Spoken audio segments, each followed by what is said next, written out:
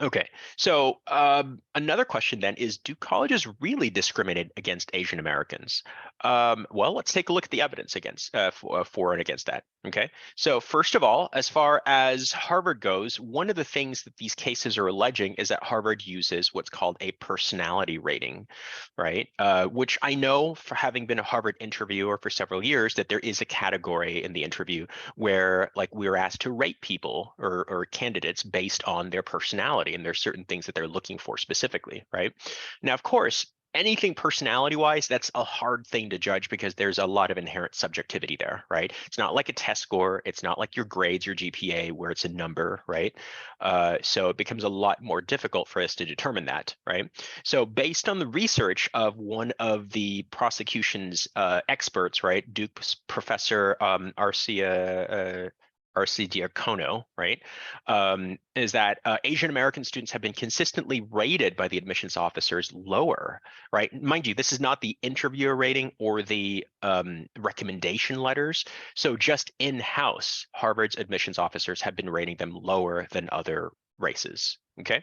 And they're rating them on various characteristics like a positive personality, or others like to be around him or her, or character traits such as likability, helpfulness, courage, and kindness, compared to white counterparts, compared to African American counterparts, or Hispanic counterparts, right?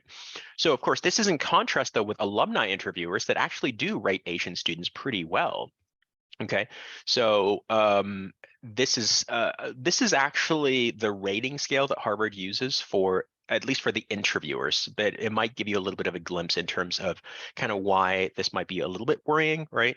So because they're asked to rate on rare personal appeal and character, strong personal appeal or character is a 2, with 1 being the best, of course, right?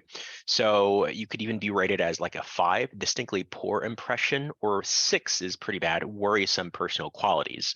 Now, this is kind of where a lot of stereotyping comes into effect, right? Because if the admissions office says like, oh well, this person tends to like math a lot, is very quiet in class.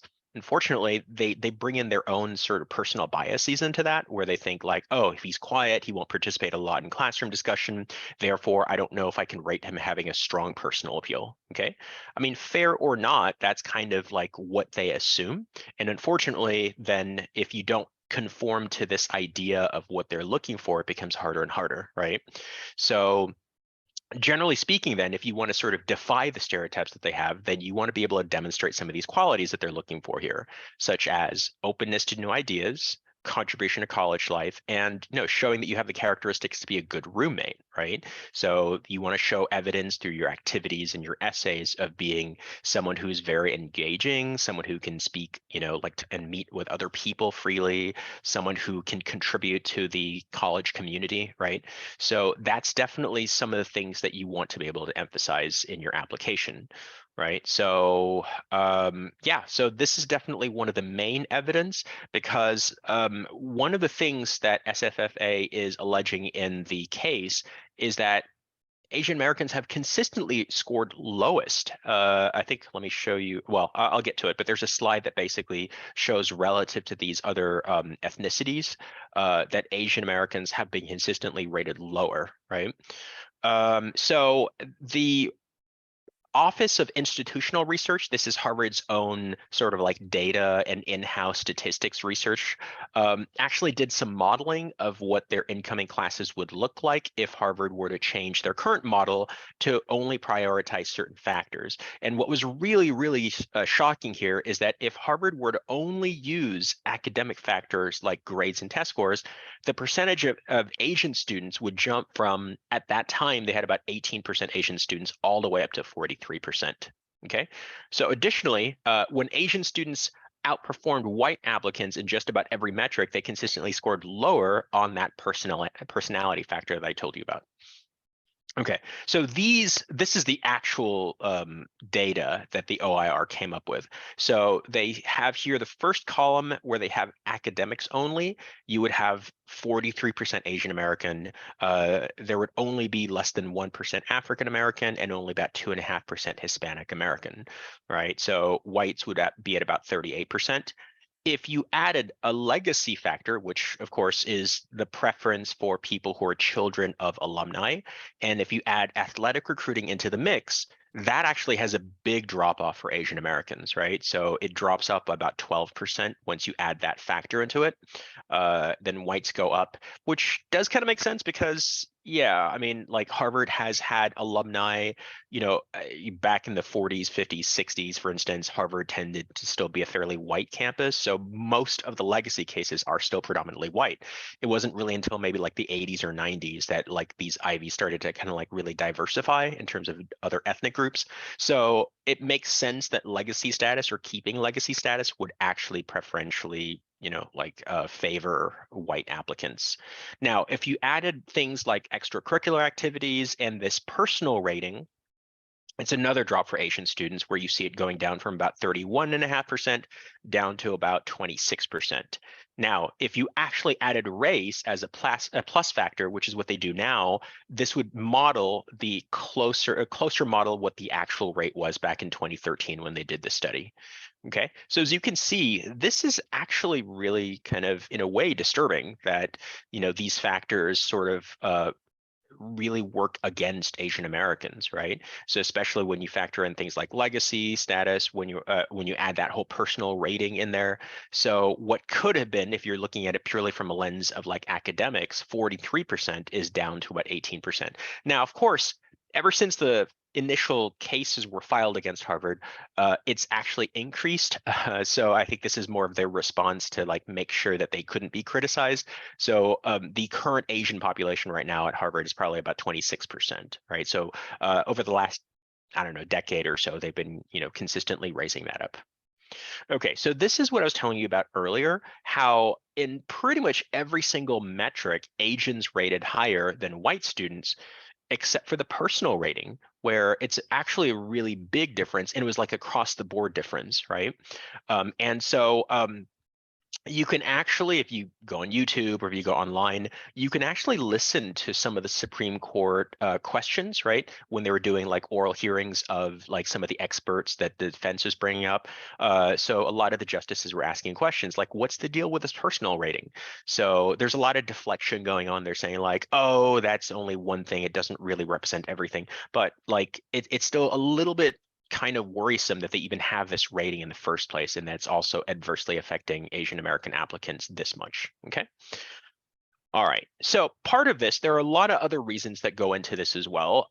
So I want to talk to you about some of the stereotypes, and I guess some of the, there's this thing called the model minority myth that sort of paradoxically works against Asian students, right? So Asians in general tend to be one of the more successful ethnic minority groups in the United States because, things like, prioritizing education, definitely like economically a little bit more successful because of like things like immigrant work ethic. Unfortunately, though, that kind of works against Asian students in a way because they feel like, oh, they don't need help, right? So whereas other ethnic groups, they feel like would need a little bit more of a boost. Asian Americans, unfortunately, because of this stereotype of this model minority myth, do tend to sort of unfortunately get the raw end of this, okay?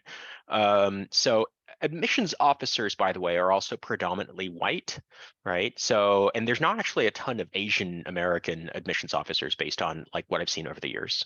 Okay, so because of this, there's this like a lot of stereotyping and a lot of perceptions about Asian students, right? And so the idea right now is that Asian American students are deemed to be overrepresented in college. And so what a lot of admissions officers are trying to do is to try to really promote the idea of having much more diversity on campus, right? So they want to be able to see like more African American students, more Hispanic American students, and more Native American students when they can find them, right? And so unfortunately, the thing with that is that it sort of creates this idea that they really want to try to promote a certain image of like what their campus should look like. Now, unfortunately, that also means that there tends to be a lot of justifying reasons why they don't pick Asian students. So over the years, people had interviewed like people from admissions offices across the country. And so this is just some of the I guess some of the snippets that you find over the years. I mean, some of these are fairly old from like the early 90s, 2000s, but I think a lot of these stereotypes still hold true. So some of these come from the Harvard Crimson newspaper and also a publication called The Daily Beast that features a lot of articles about admissions, right? So one admissions person called Asian students yet another textureless math grind. So you have your stereotype of Asians being kind of like the math genius types or the math nerds who only really love math and don't really contribute much else in other subjects.